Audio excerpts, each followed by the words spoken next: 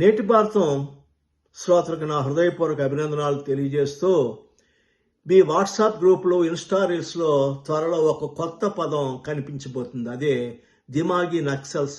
Hash ట్యాగులు వస్తాయి, మీములు వస్తాయి, వాదోపవాదాలు ఖాయం. కానీ ఈ గందరగోళం మొదలవక ముందే మనం ఒక విషయంలోకి వెళ్దాం. ఈ పదం అసలు ఎక్కడి నుంచి వచ్చింది, ఎవరిని ఉద్దేశించి వాడారు, రాజకీయాలకు రాద్ధాంతానికి అవతల ఏముంది, ఇవాళ వీడియోలో పూర్తి విశ్లేషణ చూద్దాం. ఈ మాట ఎవరో సోషల్ మీడియా ఇన్ఫ్లుయెన్సర్స్ కాయిన్ చేసింది కాదు.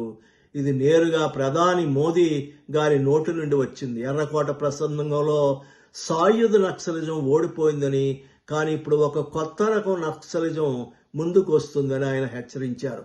ఈ స్టేట్మెంట్ న్యూస్ ఆర్టికల్స్, ఇన్ఫ్లుయెన్సర్ టేక్లు అందరూ ఇప్పుడు దిమాగి నక్సల్స్ గురించే మాట్లాడుతున్నారు. అసలు అర్థం ఏంటి?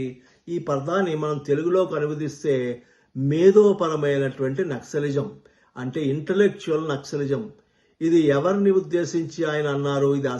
ఇది అసలు వివాదం. ప్రతి ఒక్కరూ తమ కోణంలో అర్థం చేసుకుంటున్నారు. ప్రతిపక్ష నాయకులు మేమే దిమాగి నక్సల్స్ అని గర్విస్తున్నాం అంటున్నారు. విద్యార్థి నాయకులు దీన్ని ఒక అహంకారంగా అభివర్ణిస్తున్నారు. ఇన్ఫ్లుయెన్సర్స్ ఇది మేము కాదు, ఎదుటిపక్షమే అని వాదిస్తున్నారు. ఈ చర్చ పెరుగుతున్న నేపథ్యంలో కేంద్ర మంత్రి కిరణ్ రిజిజు ఒక స్పష్టీకరణ ఇచ్చారు. నక్సల్స్ అంటే కేవలం 3 గ్రూపులేనని.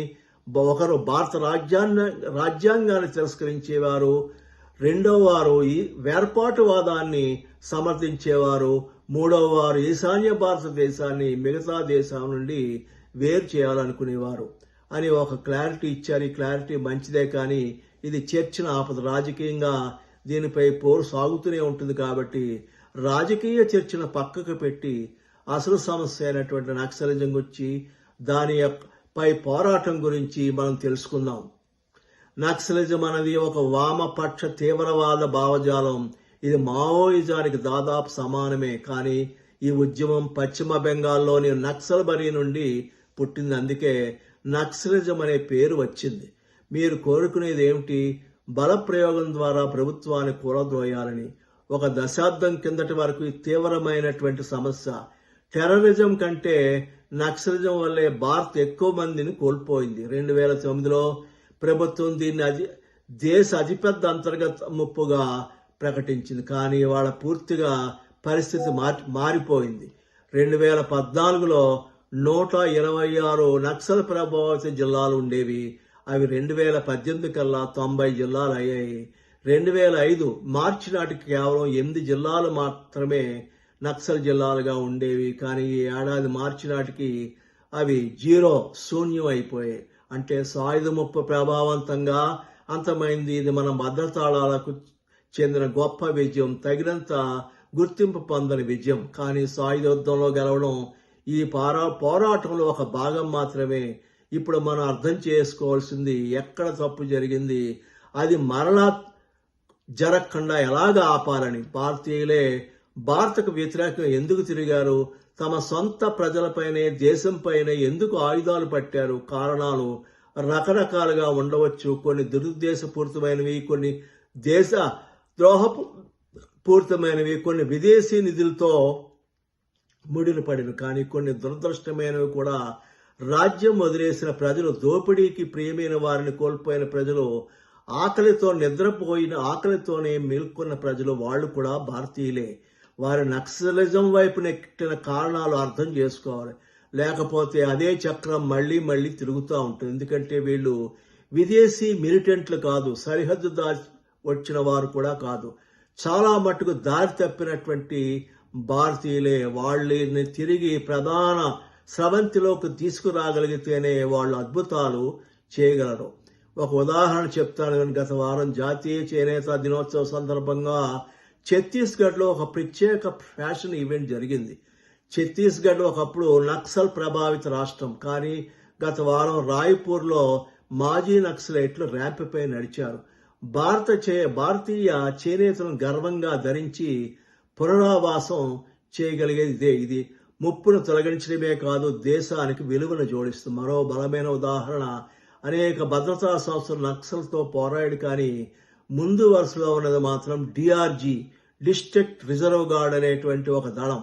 నివేదికల ప్రకారం వీరిలో 40% మంది లొంగిపోయిన నక్సలైట్లే. వాళ్ళకు అడవుల గురించి, భూభాగం గురించి పూర్తయినటువంటి పరిజ్ఞానం ఉంది. తమ పూర్వ సహచరులతో పోరాడేందుకు వాళ్ళు ప్రాణాలను పరంగా పెట్టారు. మళ్ళీ చెప్తున్న విలువను జోడించడం అంటే ఇదే. కాబట్టి నక్సలిజాన్ని కేవలం భద్రతా సమస్యగా చూడవద్దు. దశాబ్దాలుగా జరిగినటువంటి వ్యవస్థాగత వైఫల్యాల కారణంగా చూడాలి. ఆ వైఫల్యాలను సరిదిద్దితే ఈ సమస్యను మనం వేళ్లతో పెరికించవచ్చని మనం గ్రహించాలి. ఇప్పుడు అసలు ప్రశ్న పరిష్కారం ఏంటి? ఒక్క మాటలో చెప్పాలంటే అభివృద్ధి. కానీ ప్రతి కొండను త్రవ్వడం కాదు, ప్రతి అడవిని నరకడం కాదు. ఉద్దేశం ఏంటంటే స్థానికులకు ప్రయోజనం చేకూర్చి వారి జీవన శైలిని, కళను గౌరవించే సుస్థిరమైనటువంటి అభివృద్ధి సాధించాలి. దోపిడీకి సమాధానం మరో వ్యవస్థీకృత దోపిడీ కాదు, అది సాధికారత అయి ఉండాలి. నిపుణులు సూచించిన ఆలోచనలకు కొదువు లేదు. చట్టపరమైన రక్షణను బలోపేతం చేయడం, భూ యజమాన్య సంస్కరణలు, గ్రామస్థాయి ప్రజాస్వామ్యాన్ని విస్తరించడం, లక్షిత ఉద్యోగ పథకాలు, విద్యా నైపుణ్య శిక్షణాది కార్యక్రమాలు. ఇవి రాత్రికి రాత్రి ఫలితాలు ఇవ్వవు, కానీ శాశ్వత పరిష్కారానికి ఒక గొప్ప పునాది వేస్తాయి. కనెక్టివిటీ కూడా చాలా ముఖ్యం. దీన్నే ప్రభుత్వం గుర్తించింది. 2015 నుండి మన భారతదేశంలో జరిగిన అభివృద్ధి చూడండి. 1800 పైగా బ్యాంకు శాఖలు నెలకొల్పారు, 1300 పైగా ఏటీఎంలు, 6000 పైగా పోస్టాఫీసులు, 179 స్కూళ్లు, 49 స్కిల్ డెవలప్మెంట్ సెంటర్లు, 15,000 కిలోమీటర్లకు పైగా రోడ్లు. ఇవన్నీ కూడా నక్సల్ ప్రభావిత ప్రాంతాల్లో నిర్మించినవే. కానీ కేవలం రోడ్లు, బ్యాంకులు మాత్రమే సరిపోవు. ఈ ప్రజలకు తాము గుర్తింపబడుతున్నామన్న భావన కూడా కలగాలి. వాళ్ళని ఒక సమస్యగా చూడకూడదు, దేశంలో సమాన భాగస్వామ్యులుగా చూడాలి. అదే జరిగితే నక్సల్ అనే వారికి ఉండరు. ముఖ్యంగా సాయుధులైన వారు. మీ అభిప్రాయం ఏంటి? డెమాగి నక్సల్స్ అనే పదం సరైనదా, ఒక రాజకీయ వ్యూహమా? మీరు కామెంట్స్లో చెప్తారని ఆశిస్తున్నాను. ఈ వీడియో నచ్చితే లైక్ చేయండి, షేర్ చేయండి, కామెంట్ చేయండి. జై హింద్.